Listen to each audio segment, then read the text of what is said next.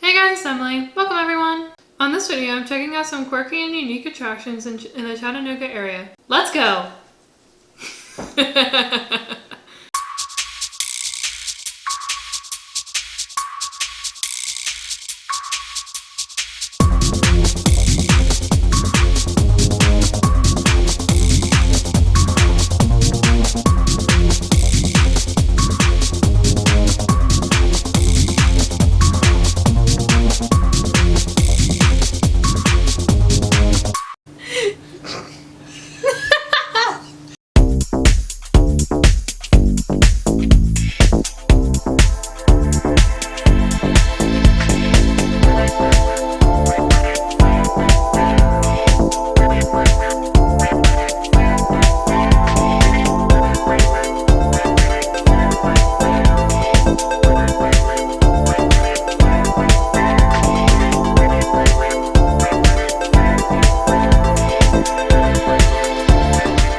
So it was pretty good timing getting that shot of the train crossing the interstate.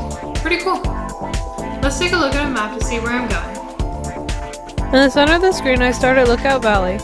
I'm heading west to the town of South Pittsburgh, then I will head back east to the point where Georgia, Alabama, and Tennessee meet. Then I travel north to Signal Mountain, then back to Chattanooga, and finally return to Georgia heading south on Interstate 75. Now we're heading west, going over Nickajack Lake, formed by damming the Tennessee River. The lake goes as far as just 200 feet from the Georgia state line. Make note of that bit of trivia for later. In the distance is Interstate 24, exit 152.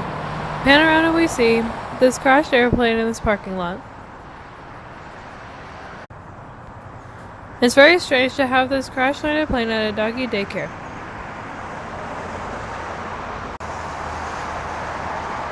They are really protecting it behind this barbed wire fence.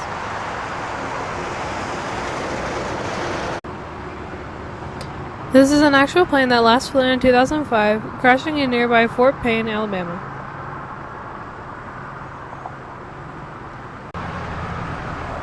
Since the last crash, the plane was placed here. This was originally a used car lot. This poor plane is missing a wing and the entire interior.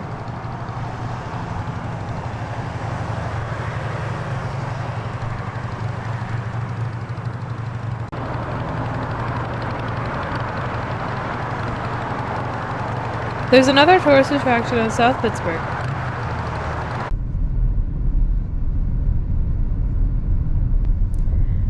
First we drive through the downtown area, really nice with the mountains in the background.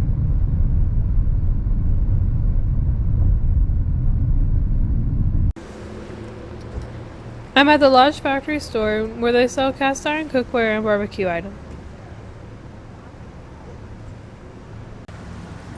If you need anything for grilling out, this is the place.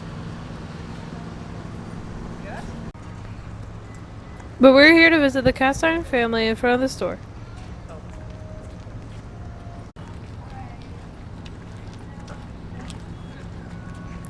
It's cast iron man, cast iron woman, and the cast iron doggy.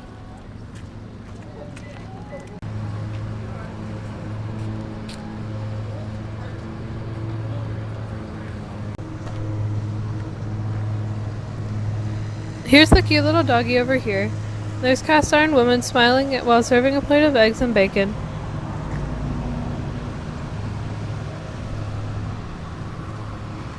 There's cast iron man smiling and holding an empty frying pan. A very happy cast iron family.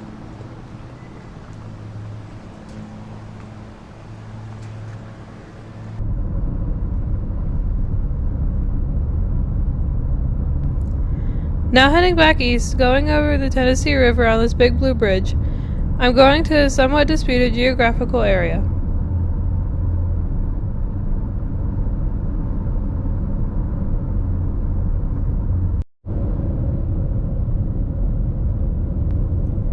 Once again surrounded by Nickajack Lake, this is a beautiful lake surrounded by mountains. I'm now on this narrow road. This is actually the state line between Tennessee and Georgia, on my way to the next destination.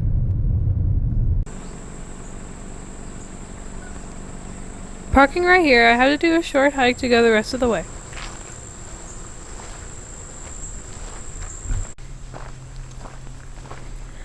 It's 250 feet till I reach the tri-state corner where Georgia, Tennessee, and Alabama meet.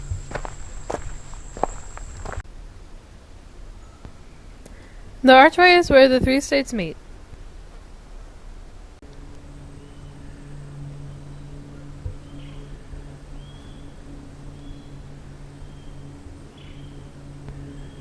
I'm guessing the Paradise Point Resort constructed the archway. A little bit of advertising for the resort.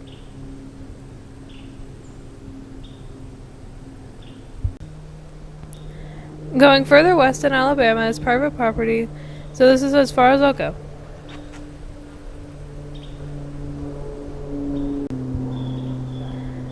Note the states use the logo for the universities that are in each state.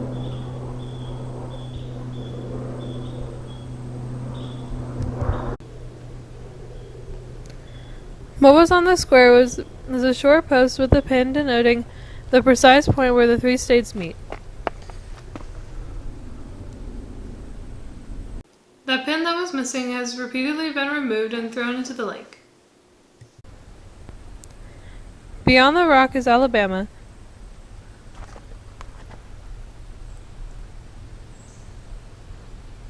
Looking in this direction is Tennessee, then that direction is Georgia.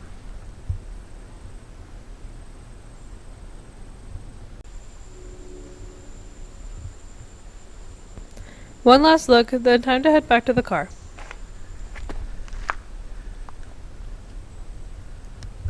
Remember I mentioned how close Nickajack Lake is to Georgia. Some dispute where the Georgia border ends, believing it should be half a mile north of where it is today, precisely at the 35th parallel. It's all about water rights, to send water down to Metro Atlanta. Lots of articles about this on the internet.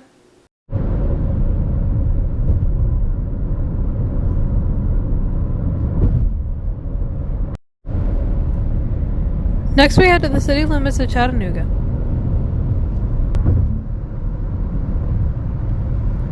This stretch of road heading to downtown has a secret. It's actually Interstate 124, but is no longer signed to avoid the confusion with Interstate 24.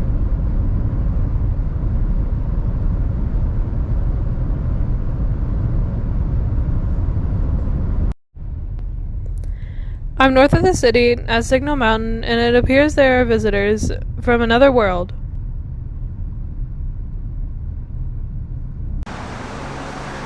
This is a real occupied house in the shape of a spaceship. It has a garbage receptacle to get rid of the space junk. There's even this staircase with a couple of chairs for the aliens to sit under the ship and monitor things on Earth.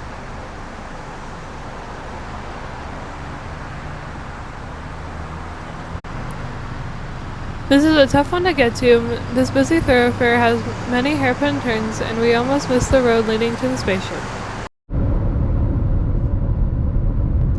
Now heading back toward downtown Chattanooga to check out a couple of things. This is the Chattanooga Choo-Choo. The train cars have been converted into a restaurant and shopping space.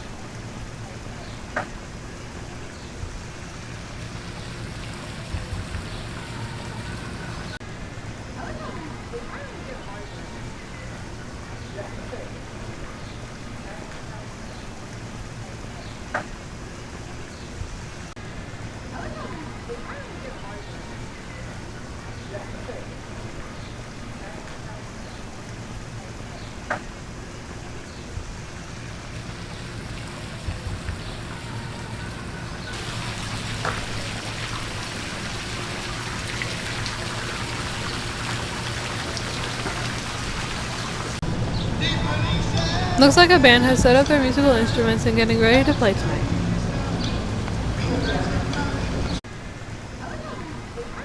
This area is next to an upscale hotel.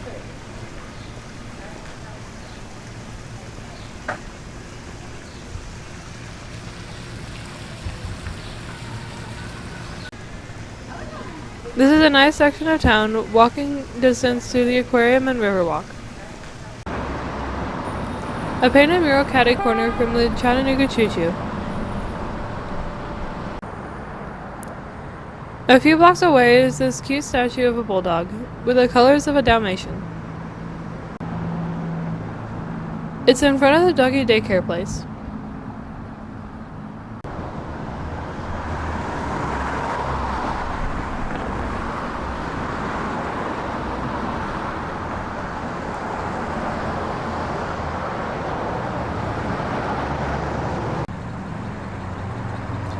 I like the painting they did in this garage.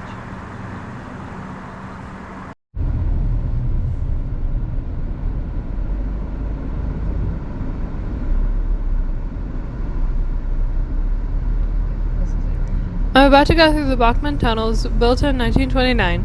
The tunnels are 1,034 feet long, or about 0.2 of a mile.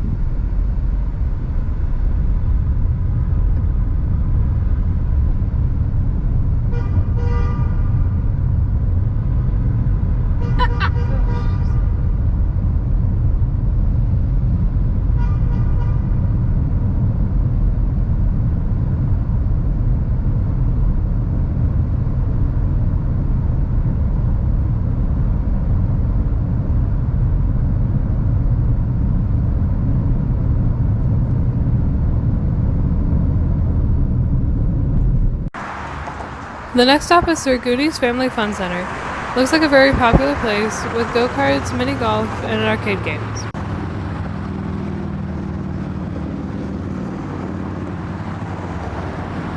This very large giraffe is on this busy thoroughfare welcoming visitors to the fun center.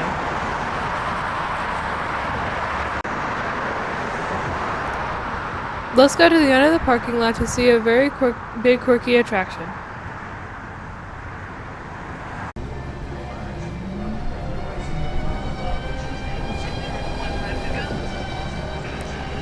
In the middle of this go-kart track is a Muffler man.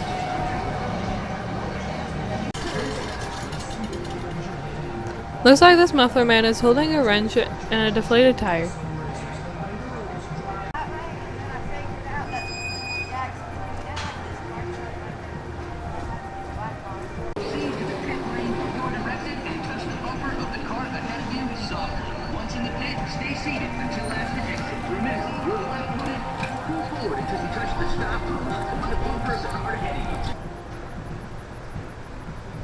Another Muffler man visited. Also there is this go-kart on this tall post.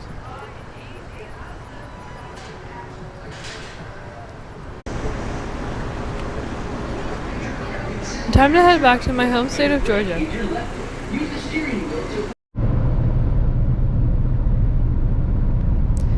We have one bonus attraction to see in the extreme North Georgia, about 10 miles south of Chattanooga.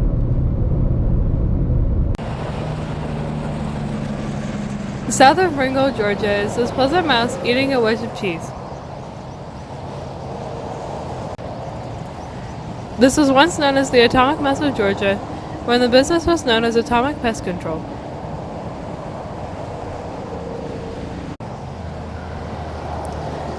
Now the mouse is on its own platform and the business is called EnviroGuard Pest Solutions. Not easy to see from Interstate 75.